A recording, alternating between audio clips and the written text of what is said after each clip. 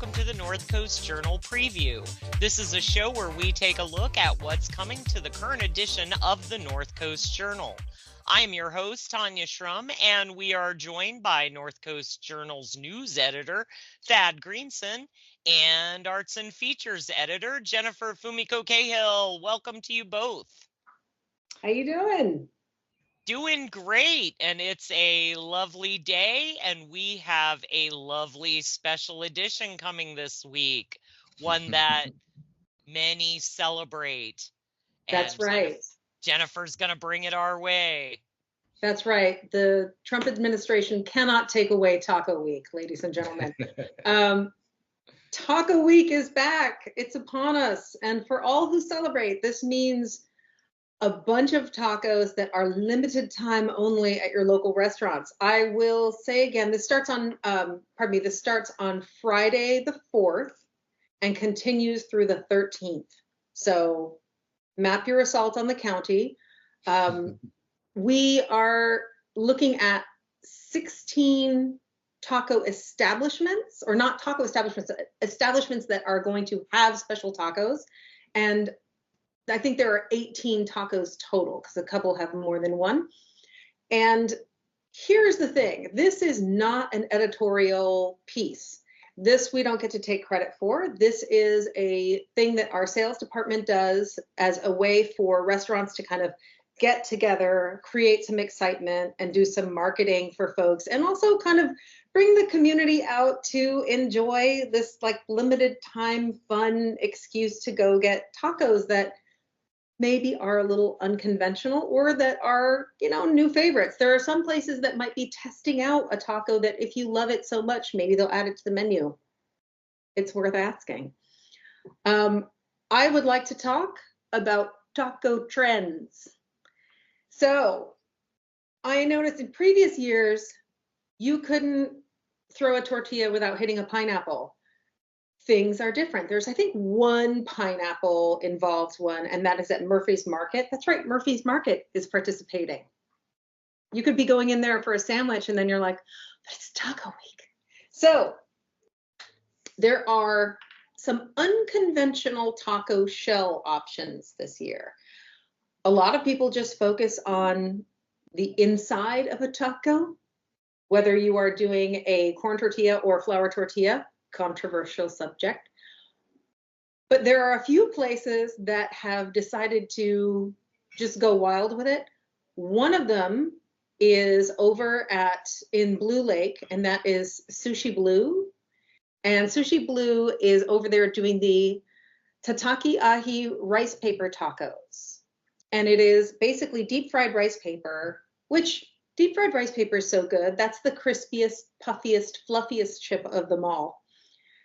Made into a taco shell shaped, and then filled with ahi tuna that's got avocado, cilantro, jalapeno, red onion, fresh lime, citrus aioli, and it is a gluten-free option, kids. The thing about it is it's a little bit poke-esque, but not, and it's in this crunchy thing, and then with greens and avocado on top of it, wedges of lime, etc. It's fun. Is it going to fulfill your needs if you're craving tacos? Maybe not. But if you are craving sushi, but you're like, oh, it's Taco Week, they're here to save you. Also unconventional. I know, Tanya, this is your favorite one. Oh. Trinidad Bay Eatery, get ready to see this woman's face in your shop because they have a wonton crab taco, which is going to have green onion, local Dungeness crab. There's like a trio of little wonton triangles that are holding a little scoop of delicious fresh crab that's really pretty simple, just as it is, served with a lemon wedge. I mean, you really don't need to add too much to Humboldt crab. It's just perfect as it is, but a crunchy wonton sounds really good. It's just delightful thinking about someone picking crab for you. And then, as previous years, the Pupuseria San Miguel is having the questionably named Putaco, which is the pupusa taco. And so you have the pupusa, which if you haven't had one from Pupuseria San Miguel, they make a very lovely traditional Salvadoran pupusa.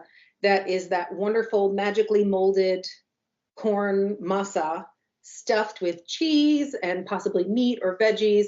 So you can get any pupusa you want, and then the asada taco filling with, white onion, cilantro, lime, salsa is all going to be on top of the pupusa. I think that this is an excellent idea, and an idea whose time has come. The other big trend is dessert tacos. We were just talking before we came on about the disappearance and then the resurgence of the Choco Taco, the official Choco Taco.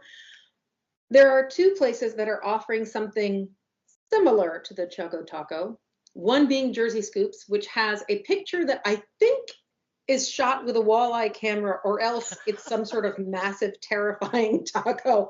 But I think it looks enormous. Yeah, I think it's just an aspect ratio issue, or else people are going to be hurt. It is a waffle cone that is made into a taco shape, filled with ice cream, vanilla or chocolate. And this is the Jersey Scoops ice cream from the Foggy Bottom Boys Dairy, which is wonderful and creamy. I had a very nice coffee ice cream there last weekend. And then dipped in this chocolate coating, and then nuts on top, peanut sprinkles. I mean, you can't go wrong. Similarly, the Not a Choco Taco, because they're not out here trying to infringe on copyright, Living the Dream ice cream, which is, again, handmade waffle cone. Very different waffle cones at these two places. I find them both delightful. And this is going to have vanilla, churro, or habanero ice cream with crunchy, nutty chocolate coating on the outside. I am a big fan of the habanero ice cream because you're like, it burns and it soothes at the same time. Fantastic. But the big wild card in this baby is coming from Familia. Familia has a taco yet to be revealed. At press time, we did not have a photograph. It is called La Chula, and it is a sweet homemade tortilla with cheesecake, strawberry preserves, cinnamon shortbread crumbles, and a drizzle of what they call their signature mole syrup. Make of that what you will. I'm intrigued. Right? I have to know for journalism. But so far, the lack of pictures actually making me want it more. It's sick, but it's true. The mystery, yes. And then, of course, there are all your conventional tacos. Go look through it, enjoy these restaurants. And, like I said, it's a great way for everybody to kind of, what do they say? A rising tide lifts all tacos. It's a scavenger hunt of deliciousness. And I'm rooting for you. I hope somebody gets to the finish line with all of them tried. It's true. We believe in you. Let us know if you do. I have to know. Yes. Well, it's a delicious week, and there's some changes on the horizon for the North Coast Journal you're going to tell us about. That is correct. So it is a bittersweet week because we are no longer going to be printing at Western Web out on Samoa, where we've been printing for almost like 2 decades. And it's, like I said, it's bittersweet. It's something that we had to do as an economic choice.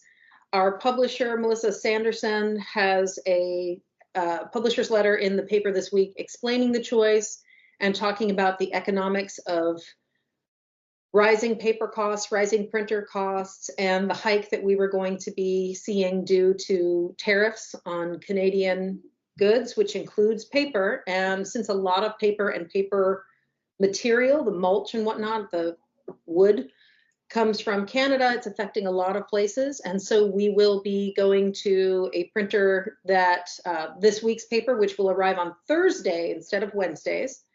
So get used to that. The journal has not closed. If you go to your usual spot and it's not there on Wednesday, fear not, it'll be there Thursday and it'll be online the same day. But that paper is one that's made with American products and that is not subject to the tariffs, among other things. So it's something that we wanted to be transparent about and share with the community, because it was a tough decision to go out of area for printing, but one that we had to make in order to, among other things, maintain our staff and maintain the paper being free. Well, thank you, Jennifer, and we appreciate the transparency in the decision making.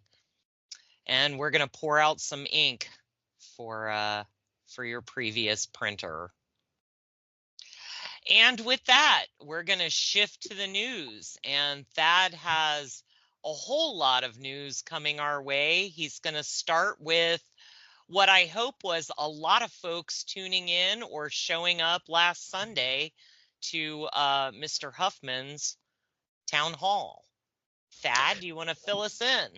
Yeah, it was a very robust turnout in person anyway. It was standing room only, about 500 people packed into the Adorney Center for what was Congressmember Huffman's first in-person town hall in Humboldt since the Trump administration took office.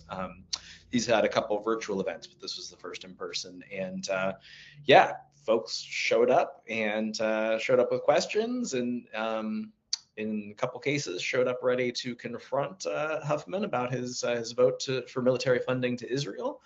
But really, it was the vast majority of people who spoke or asked questions were deeply concerned about what they're seeing from this new administration and how that's impacting Humboldt specifically. Huffman started out, he spoke for about an hour and 45 minutes at the town hall, and started out with just kind of a prepared statement. I think he was kind of speaking from some notes, but he clearly had some things in mind he really wanted to share with the crowd. And he is, I think, said repeatedly that he's distressed, deeply concerned, terrified. Used a lot of adjectives to describe his the peril he sees the country facing, and he really focused his remarks, I think, largely on the threat he feels the threat the administration is posing, and just its what he called a campaign of retaliation. It's kind of thumbing its nose at the rule of law and the threat it poses to systems and the balance of the separation of powers in Washington. And so, Huffman is a lawyer by trade, who's an environmental lawyer, and I think very much looks at things from a systems and a legal standpoint. And so he talked a fair amount about what he sees as just the peril of Congress. The Republicans in Congress kind of, declining to not only hold Trump accountable for some of the things, but kind of to stand up for congressional power under Article 1 of the Constitution. And so he talked about, for instance, the power of the purse, and how disappointed he was that the stopgap funding measure Congress passed a month or so ago really gave the administration latitude to spend money how it sees fit, which is not how the system is designed to work. And so rather than kind of detailed appropriations funding, Congress passed a bill that gave lump sum funding that the administration can then pick and choose how to spend. He talked a lot about DOGE, the Elon Musk-led so-called Department of Government Efficiency, and really, spoke to his concern over the idea that we have an unappointed, unelected, unvetted person in charge of this agency that is run by people with no government experience, and has kind of been given carte blanche to cut programs and personnel as it sees fit. And he actually raised kind of a bit of a conspiracy theory that I had not heard before. I was a little bit surprised, but that one of his concerns is that Elon Musk is being given, really unique and really unprecedented access to databases and systems at the same time that he is in a very competitive market trying to gear up his artificial intelligence software. And Huffman said that he thinks what's happening is that Elon Musk is doing essentially reconnaissance to inform that artificial intelligence software development with the end goal of replacing some of the fired government and federal employees with his own AI systems that he would then, of course, profit tremendously from. So that was an interesting tidbit that I had not heard before. But it was, I think it was a pretty robust conversation. There was a lot of the questions from the crowd focused on program and systems cuts and kind of what those impacts are going to be locally. And yeah, there was a lot of concern aired. There were also quite a few moving moments. I thought it was a great representation of our community coming to these town halls versus what I've seen, in the media of town halls across the country. And I really appreciate that he took the time to come here in person. And I was also very heartened to see the turnout. Yeah, I think that's a great point, Tanya. And one of the things that I think that was really evident is that a good number, I'd say the majority of the people who asked questions or made statements, really were speaking from a place of of personal investment. That they're talking about either programs and services that have deeply touched their lives, their families' lives, or talking about programs and services that they've really invested their professional lives in promoting, and so there were a lot of touching moments, and especially I imagine one of the ones you're referring to is kind of the capstone of the evening, which is a man who made some very poignant cuts about concerns about Medicaid cuts and the impact that they'll have with folks grappling with mental illness, and told a really touching anecdote about his son, and yeah, I thought that was really encapsulated the evening well. Absolutely. I also almost fell out. Now I zoomed in. I didn't go in person, but I also was really excited when he brought up a point I've been making for months about the Harley-Smoot tariffs deepening the Great Depression, and I'm like, thank you. I thought I was the only one that went, history did not say tariffs were a good idea. So I really appreciated that point being raised finally. He brought up a couple historical points. He also, touched on Andrew Jackson and the often attributed misquote to him about the Supreme Court. One thing that, I guess regardless of what somebody thinks of Huffman's politics, one thing that I'm repeatedly struck by in seeing him in events like this is just he has a tremendous ability to speak extemporaneously and kind of recall these tidbits and anecdotes and facts, and just kind of wheel them out seemingly with little trouble. It's pretty impressive.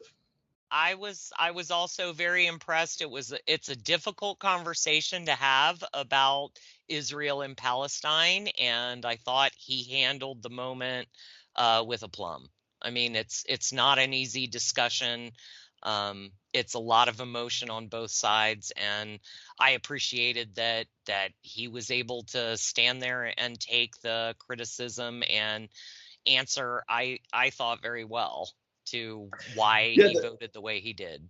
There were a couple, I think, very pointed questions of his vote, and I agree. I think he described it, calmly explained where he was coming from, and both his rationale for making the vote and for being in favor of providing military aid to Israel, and then also about his disappointment in how things have progressed, how the war has progressed since then, and the actions of the Israeli government.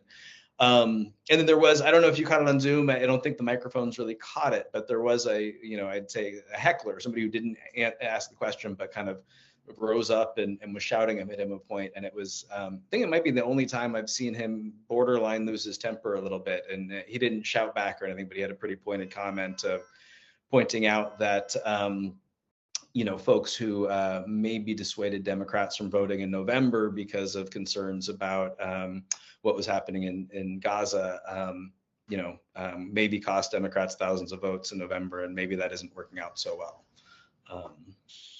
A bit of a pointed exchange. Absolutely. It was definitely a moment of reflection for the whole room. Yeah. Well, thank you so much for this reporting, Thad. And now we're going to shift to some lighter news. We have a new resident in the county. We do, and our digital editor Kimberly Weir dove into kind of the backstory of how Yisheng, our new black bear at the Sequoia Park Zoo, got here, and found out some really interesting tidbits. So this was announced, I think last week, maybe the week before, that excuse me, that the zoo was welcoming a new resident. Yisheng is not visitable or visible to the public just yet, but is busy getting acclimated. And she comes to us from the Kirshner Wildlife Sanctuary in Butte County, which was actually the focus of a raid on March 17th, where they seized animals there. And there's an ongoing criminal investigation of possible neglect of animals there. And so CDFW has worked with Sequoia Park Zoo prior, and knew that Sequoia Park Zoo has been in the market, so to speak, for another black bear since the passing of Noni unexpectedly, and reached out and to see if Sequoia Park Zoo was interested in taking Yisheng. And Jim Campbell Spickler, the director of the zoo, said they'd kind of jumped at the chance and have brought Yisheng up here, and she's, like I said, getting acclimated to her new surroundings.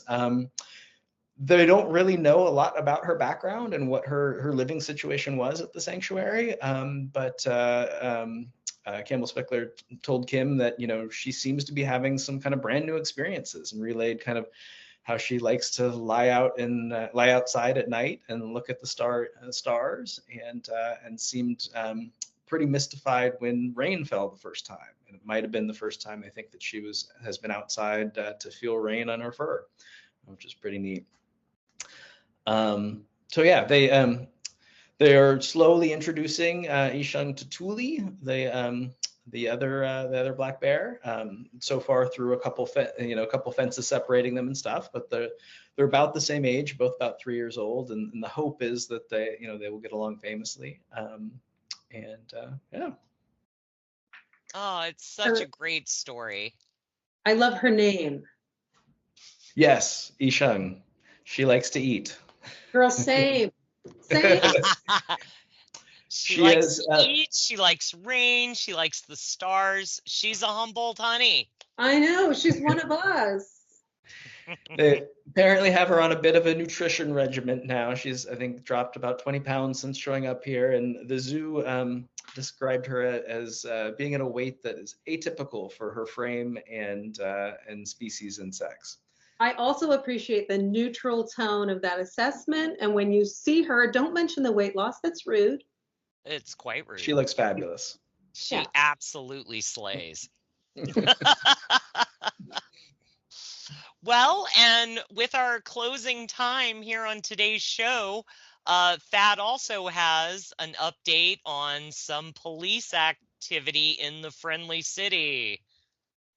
Yeah, the news broke. This was a few weeks ago that there was the Humboldt County Drug Task Force announced an arrest and the seizure of I think about a little more than 2 pounds of cocaine. And kind of buried in the press release was this note about what the task force alleges were wire transfers of drug proceeds out of the country through this business in Fortuna. And so I was kind of piqued my interest and went and pulled the search warrant affidavits, which kind of detail all the probable cause for police to execute these search warrants, and kind of outline the investigation. And it was just really interesting to me that the allegation is that there's this drug trafficking organization based in Guatemala that is operating in Humboldt County, selling cocaine and firearms, and that the proceeds of this operation have been kind of transferred out of this market in Fortuna. And the eye-popping number to me was that in 2024, $11 million were transferred out of the country through this one market in Fortuna. Oh, that is quite substantial. It's a lot of money. It's about $30,000 a day. It's amazing that kind of activity could be going on in our small community, enough to generate 30 grand a day. It's pretty surprising. Yeah, and it's one of the things the Drug Task Force has talked about, about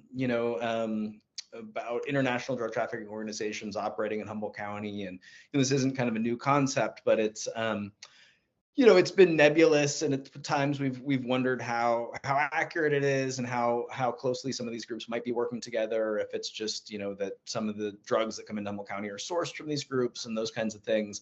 And so that $11 million number was just really eye-popping to me, and is indicative of, I think, a lot of activity. Well, I am really happy that this is a chapter that'll be closed, and it'll be interesting to see what, if any, responsibility the business will have in all of this. The unnamed business. Yeah, I caught up with Sheriff Hansel on that, and he did note that there are federal agencies involved in the investigation, and that these search warrants, when they're served, they bring back just a ton of information, from all receipts for all of those wire transfer transactions to cell phones and personal computers of people involved and stuff. So he indicated that it's going to take a fair amount of time to sift through all that information, but that kind of assured that federal partners are very interested in what it contains. Well, for anybody whose cocaine arms dealer is now out of business, it's time to buy tacos this week. Yeah. Bring it back to the local community. Thank you very much. Indeed. Dry your tears in a taco. Well, I think that about wraps up our time for this week. The current edition of the North Coast Journal will be available on newsstands tomorrow, or you'll be able to find it online at northcoastjournal.com. Thank you, Jennifer and Thad.